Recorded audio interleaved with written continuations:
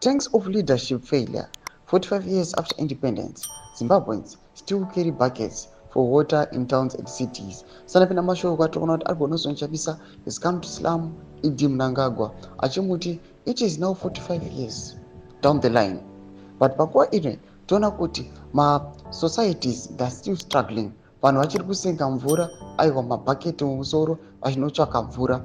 Panguva ino inonyatswa kuonekwa kunzi mava nenguva yakarebesa muri on to power muchitadza kudevelopa neku-improve the way of living. Not subscribe or like on the bell. Like ndiri apaenda vari nelsonchamisa ambose mapictures amuri kuona kudanyora chiti boho bush farms now dot our urban areas, clear proof of government that has abandoned its people.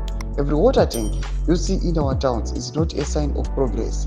They are symbols of leadership ineptitude. They are tanks of leadership failure.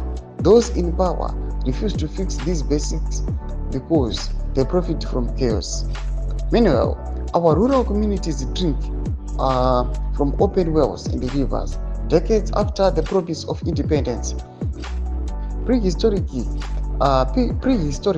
maladies like cholera and tsikidzi talk of communities. But just imagine a new great Zimbabwe, a Zimbabwe where every home has safe clean water, where cities are supplied by modern dams, where precision agriculture flourishes, powered by smart irrigation, a green modern Zimbabwe where dignity is restored and leadership serves the people.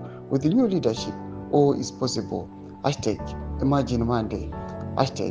God is in it. Thomas Kwanta Kwana nelsonchamisa chiti aiwa panguva ino panapa ndakumboya ndichitombokudivhidzai kuti muone uchi aiwa muri the new great Zimbabwe kuti vanhu kana muchinzi itai action paya musangoramba mukangonyarara mangogara, but you are the voices to come and defend and to fight for your own destiny.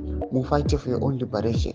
Ndoda kuti 45 years adzidze kutamba nazo muchingotambudzika. Tudze mafunguro enyu muri kudipa pamusoro pechitiko chiri kunanga musection medu. Subscribe or like, not on the bell icon.